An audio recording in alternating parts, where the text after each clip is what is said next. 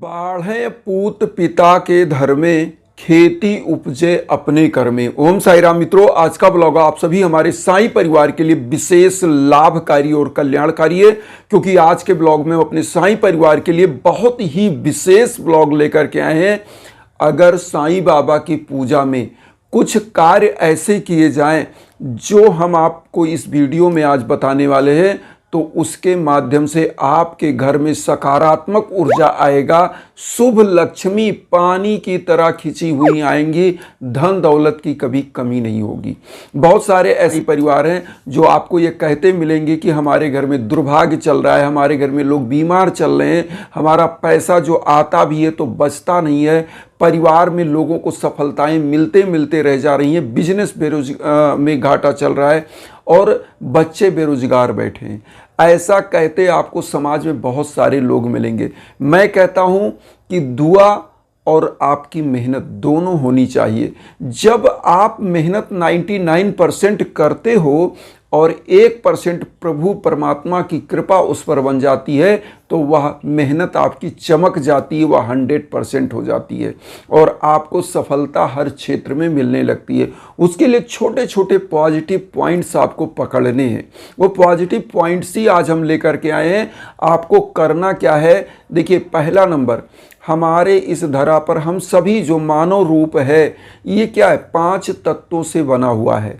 छित जल पावक गगन समीरा, पंच तत्व से बना शरीरा। तो ये 5 तत्व जो है और जो 9 प्लेनेट्स हैं, आपको मैं बताऊं, ये जो 9 ग्रह हैं, ये सभी इन्हीं तत्वों से ही इनका फॉर्मेशन हुआ है, इसी से इनका निर्माण हुआ है। हमारी बॉडी क्या होता है, जब अगर आप स्पिरिचुअल हैं, आप ज्योतिष में बिलीव करते हैं, आप किसी भी हस्तरेखा में बिलीव करते हैं, तो यही 9 ग्रह आपके बॉडी में ही उनको बताया जाता है। बृहस्पति है, ये जो है आपका शुक्र है, ये आपका शनि है, ये आपका जो है बुध है। तो समस्त उन्हीं 9 ग्रहों को भी वह खोजते हैं कि कौन सा तत्व आपकी बॉडी में, जैसे बताए कि मान लीजिए आपका जो है मंगल खराब चल रहा है, शनि खराब चल रहा है, तो उन्हीं तत्वों को बढ़ाने के लिए उन मंत्रों का जो फॉर्मेशन किया गया है हमारे ऋषि मुनियों के द्वारा, वो क्या करते हैं, उन तत्व को बढ़ाते हैं जो आपके बॉडी में डिसबैलेंस है। जैसे हम आयुर्वेद में कहते हैं वात पित्त और कफ, ये 3 चीज़ें होती हैं जो हमारी बॉडी को अगर बैलेंस है, एक जो मात्रा होनी चाहिए वो है, तो बॉडी बहुत अच्छी चलती है। लेकिन इसमें तीनों में से कोई भी एक चीज़ डिसबैलेंस हुआ तो क्या होता है कि आपको रोग होना तय है। तो इसी प्रकार से आप स्पिरिचुअल है ना, तो आपको कुछ चीज़ें समझनी चाहिए। हम ये नहीं कहते, हम इसीलिए आपको साइंस के अनुसार ही समझा रहे हैं कि हमारी बॉडी भी, हमारी प्रकृति में ठंडी आती है तो उस समय हमको क्या होता है, हमको ठंडा लगता है, क्योंकि प्रकृति हमारी ठंडी है तो हमको ठंडा लग रहा है।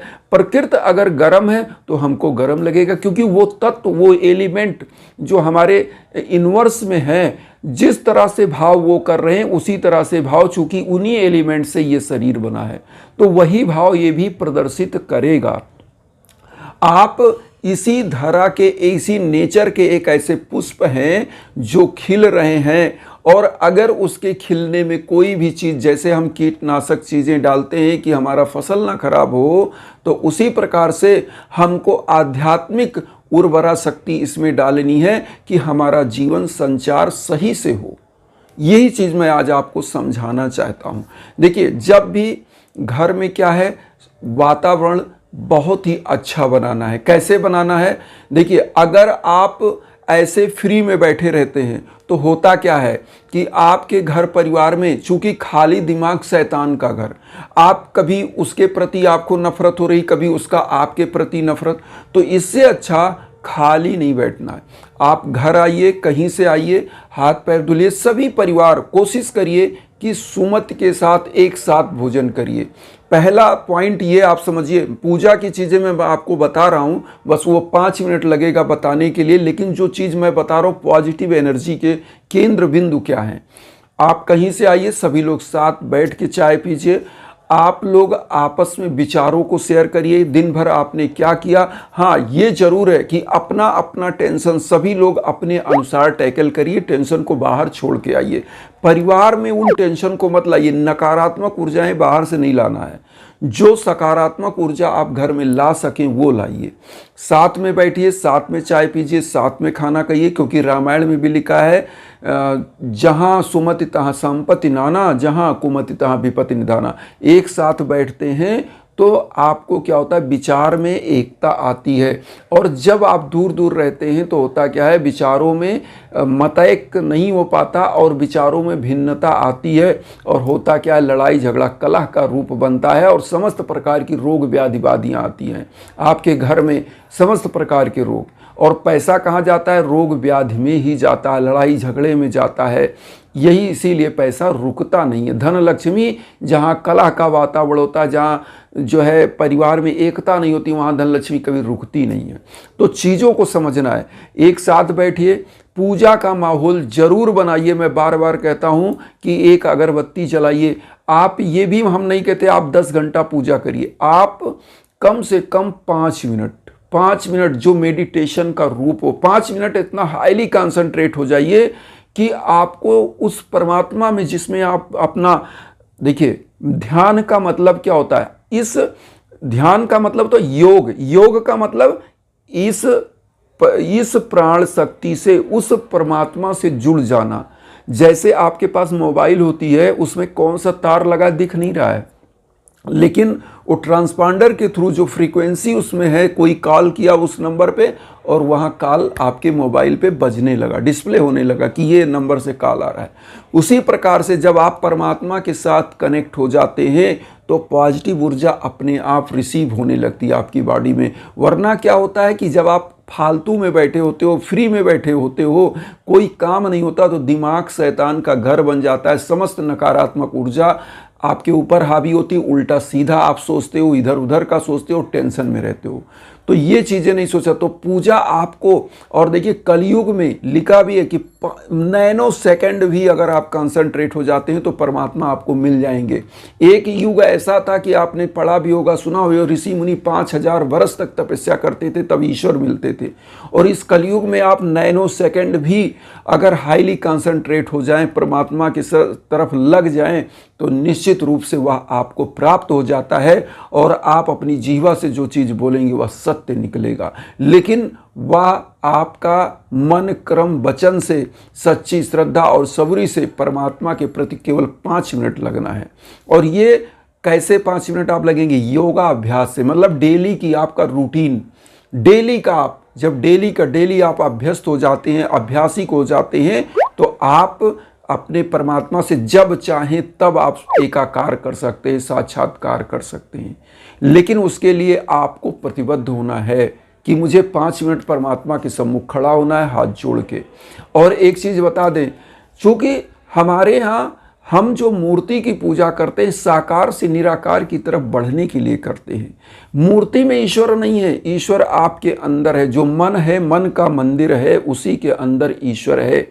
क्योंकि परमात्मा तो आपके अंदर है, परमात्मा के आप अंश हो, तो आपको कहीं ढूंढने की ज़रूरत नहीं है। आप अपने घर में ही हाईली कंसंट्रेट होके एकदम परमात्मा के प्रति समर्पित होकर सच्चे भावना से, ये नहीं कि अविश्वास की भावना है और कष्ट आया तो अगरबत्ती लेके खड़े हो गए, ये गलत है।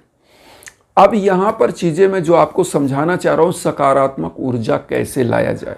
धन लक्ष्मी अपने आप आती है, मैं आपको सत्य बता रहा हूँ, अपने आप आती है। आपका घर का माहौल अगर सुधर गया, आपके घर में एकता आ गई, तो आप सकारात्मक सोच रखेंगे और संरचनात्मक दृष्टि में, कंस्ट्रक्टिव वे में आप आगे बढ़ोगे। आप बिजनेस में आगे जाओगे, जॉब में आगे जाओगे। जब आपका ये ब्रेन ना फ्री होगा तो आप अच्छी चीज़ों को सोच पाओगे। जब इस पर नकारात्मक ऊर्जाएं हावी हैं तो सोच कहाँ पाओगे, आपकी दशा और दिशा तो ऐसे बर्बाद हो जाती है। तो इसलिए इस ब्रेन को खाली रखना है, सकारात्मक सोच के साथ रखना है। इसीलिए कहा जाता है कि देखिए, बिरला पुरुष होता है, बिरला माताएं बहनें होती हैं जो सत्संग के साथ, सत्य संग के साथ और परमात्मा में विश्वास रखते हुए आगे बढ़ते हैं। बहुत सारे ऐसे वैज्ञानिकों को मैंने देखा है जो महात्माओं के शरण में जाते हैं, वहाँ प्रणाम करते हैं, कहते हैं मैं विज्ञान के क्षेत्र में ये वैज्ञानिक हूँ, लेकिन मैं आध्यात्म में भी आस्था रखता हूँ। और ऐसे वैज्ञानिक, उनका जो दिमाग होता है वह सुपरविजन का होता है। मैं कहना चाहता हूँ, हमारे राष्ट्रपति भी रहे हमारे APJ अब्दुल कलाम साहब, वो समस्त धर्मों के ग्रंथों को पढ़ते थे और इतना उनका दिमाग, मतलब वो कर्म योगी थे और कर्म योगी होते हुए आध्यात्मिक योगी भी थे। और अपने कर्म क्षेत्र में उनका नाम आप जानते ही जानते हैं। मुझे हम जैसे लोगों को बताने की ज़रूरत नहीं, वो खुद एक ऐसे संत के रूप में रहे।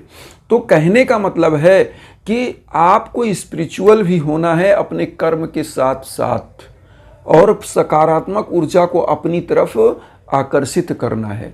तो मेरा कहने का यहाँ मकसद ये है कि घर का माहौल सकारात्मक। अब यहाँ आता है पूजा में।